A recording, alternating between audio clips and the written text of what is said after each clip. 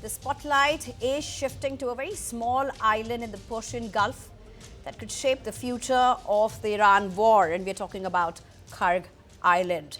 This island is not just another patch of land, it is Iran's oil lifeline. Most of Iran's crude exports pass through Kharg before being shipped across the world, which means any strike on Kharg does not just hurt Iran's economy, it sends shockwaves across global energy markets. Kharg Island is a small rocky outcrop just 15 nautical miles off the coast of Iran. Despite its size, it is one of the most critical pieces of Iran's energy infrastructure. The US striking this small but vital island in the northern Gulf is almost like going for Iran's economic jugular vein. 90% of Iran's crude oil comes through a terminal on the island, transported through pipelines from the mainland. Very large tankers capable of carrying up to 85 million gallons of oil are able to come up to the island's long jetties to pick up the oil. The tankers then come back down the Gulf and out of the Strait of Hormuz to China, the main buyer of Iranian oil. And that is exactly why China is watching the situation with growing concerns. Even as the Kharg Island was attacked, targeted by the US, you had petrol pumps in China flooded with people flocking to these fuel stations. China is the world's largest crude importer and also the biggest buyer of Iranian oil. In fact, a massive share of Iran's exported crude ultimately ends up in Chinese refineries. Reports suggest China imports around 1.38 million barrels of Iranian oil per day in 2025. That makes Beijing deeply dependent on the flow of oil coming through Kharg Island. So, when the United States targets or threatens Iran's main oil terminal, the impact is not just limited to Tehran. It threatens supply chains, pushes oil prices higher, and directly affects China's energy security. Reports suggest that US President Donald Trump is weighing the possibility of seizing Iran's Kharg Island. However, such an operation would require US troops on the ground, raising the risk of Iranian retaliation against oil facilities and pipelines across Gulf countries. And the big question, if the conflict escalates further, how much of stakes could Kharg really hold in the battle of narratives? I'm being joined by Ujjwal Singh Bhatia, who's a former ambassador to WTO, Major General Sudhakarji, who's a defense and strategy expert, as well as Professor Swaran Singh, who's with the School of International Studies in JNU. Thank you very much, all three of you. Well, first, straight to you, Professor Swaran Singh. Is this about oil for you? Is this about China for you? Is this about Iran for you? Is this about US doing a completely wrong calculation at its front? What are we really looking at when Donald Trump says we're going to seize the crown jewel of Iran? I think, Sneha, all four things are connected and right. There is, of course, ultimately a kind of competition between China and United States where capturing maximum oil is a strategy that President Trump is adopting because China is enormously dependent on oil. And Iran is an unusual, not just a resource for energy, but a strategic partner as far as China is concerned. So that makes partly, Iran also a target, which also is target for many other reasons, for regime change, for nuclear weapon program, and so on. Fundamentally, what makes Kharg now the focus, I think, is a larger change in war fighting strategy on both sides. Initially, trying to do massive strikes, assuming that other side is going to capitulate in response. So, United States had massive strikes on Iran. Iran opened up the war to the whole region. Now, both sides are adopting calibrated strategy, where Iran is, for example, making public announcement that it's not going to attack neighbors unless attacks come from those destinations into Iran. And now also, saying Hormuz is open to everybody other than two countries, therefore denying President Trump opportunity to build global coalition. And we notice other countries are showing reluctance. Likewise, I think Kharg is becoming important focus, where you notice the strikes only happened on military targets, 90 military targets, leaving the lifeline, as you mentioned, of this being the hub of oil exports intact. Again, creating incentives and anxieties for Tehran. So That's true. carefully calibrating selective weaponization of attacks and assets is what we are seeing now, and that is likely to continue for several more days, I suppose. Major General Sudhakarji, come in. We'll take it from where we've just had Swaran Singh leave it. A very simple thing. So you have had US saying that there have been precision strikes on 90 military establishment, and then you have a tiny part in this Kharg Islands which still stays standing. At least that's what Iran claims at this point, and that's where you have bulk of these oil pipelines and so on and so forth. Now, here's a very simple question. Netanyahu has gone ahead and said today, US or we are not interested in invading Iran. On the other hand, you have Donald Trump saying, we're going to seize the crown jewel of Iran. Contradictory statements. How much of this is really towards foot on the ground, boots on the ground, because it's going to change the entire war front for that matter? Good evening, Sneha. Thank you for inviting me for your show, and must compliment you for framing the question very well.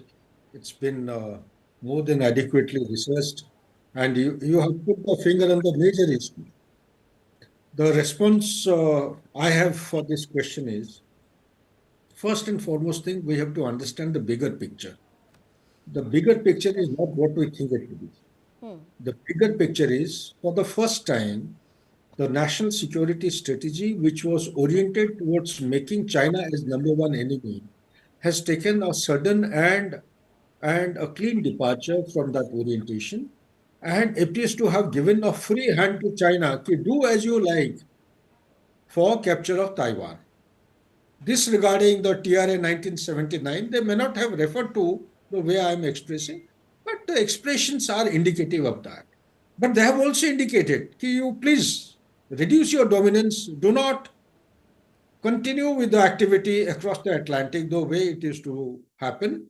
And we would like to restore our Monroe Doctrine, now call it a Dunroe Doctrine.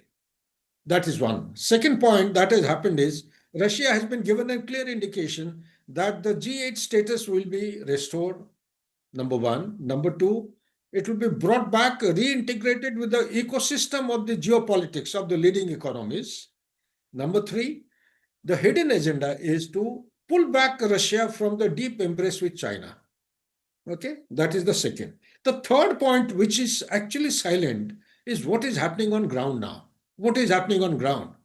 The governor and the chairperson of the Federal Reserve of USA have time to time, for past several years, at a regular interval, they have been saying very loud statements that if USA has to remain as a sustainable and functional and efficient superpower, maintain its authority and supremacy, there has to be a steady inflow of wealth. This is one. We are all aware of how much of debt they have. 38 trillion is not a joke, and implications thereby. 168 to 170% of debt to GDP ratio. But behind all this lies a bigger game. The bigger game is to contain China and strike it and choke it at its vulnerable point. What is the vulnerability of China? Oil. It was taking oil from Venezuela. Out of 20% of reserve in the world, only 1% was being harnessed or being drilled. Out of 1%, 86% is to go to China. And that 86% payment is to be made discounted rate in the Chinese currency, non-dollar currency. Now come to Iran. Iran, the same game is being planned. Indirectly or directly, the shale gas break-even cost of a barrel today is $70. Willy-nilly, whether indirectly, directly, knowingly or inadvertently, the price spike is taking place. It is heading towards the direction which the world order had experienced in 1973 during Yom Kippur War. It had gone up to $200 per barrel. I only hope and pray it doesn't go in that direction. But the foreign minister of Iran has already given out in his speech that push comes to a shove, nothing can stop them. They have been pushed to a corner. They will do anything which is there for their survival. Reaching a target of 200 dollars per barrel is not a pipe dream. It has been done in the past. It will be done in future as well. Okay. Why bringing out this point is, last but not the least, if you give me one more Sure. minute, you raised a point about the island. The geography you have very correctly, military-like description you have given. I must compliment you and your team. What needs to be understood is that it is about 450 kilometers away from the Strait of Hormuz. It is not bang on the Strait of Hormuz. It is aligned closer to Kuwait. It is where the Persian Gulf is actually That's taking a true. cone. It forms a cone. Yes. It is 450 kilometers away. That means that much of distance has to be traversed. You have beautifully covered that the pipelines have been laid and they are being actually supplied through pipeline to the mainland, and from mainland they are being loaded onto the containers or onto the vessels, and then the vessels are moving out. 90%, what you have missed out is 90% of daily production from here, or maybe you might have covered if I have missed it out from my side, is being bought by China That's at a true. discounted price, and that too in a non-dollar currency. And a basic aim, when America is planning something and Netanyahu is saying something else, there is a discrepancy in their outlook and the statement. America is very clear. It wants to have, number one, a clean exit, which they did not have till now. They neither had an entry point nor an exit point. They had no Okay. political objective. But in hindsight, they have decided to have an exit, and the exit is going to be capture of Kharg Island. Whether it is feasible or not, it may give lead to nuclear war. Just mark my words, it may lead to a very serious escalation of conflict if it is not handled and managed well. Because this is the lifeline of Iran to survive as a country. Absolutely. Ujjwal Singh Bhatia, if I can get you in. I mean, look at what Major General Sudhakarji has said. If it's not handled deftly, this could be a massive escalation, including nuclear war for that matter. But here's also the heart of the question, Ujjwal Singh Bhatia. US is already facing a huge challenge when it comes to perceptions. With its navies, many people question why is US so scared of sending its warships to the Strait of Hormuz. US may say it was none of our business. Well, the fact is that that's where US is one of the countries which started it all as well. What I'm trying to ask you at this point is, Ujjwal Singh Bhatia, what happens in Kharg could also be a major reason for US or a major motivation for US to flex its might and change this perception, but it could threaten the entire global economy. Well, well, the exclusion of Kharg's oil infrastructure from the attacks on Kharg over the weekend, there were two considerations for that. Okay. The first was that the key negotiating issue for the United States is removing the stranglehold of Iran over Hormuz. The second is the impact an attack on Kharg would have on the global economy by ramping up oil prices. Now, I would think that the United States and Mr. Trump, they are quite keen to exit this war, which they find they cannot win.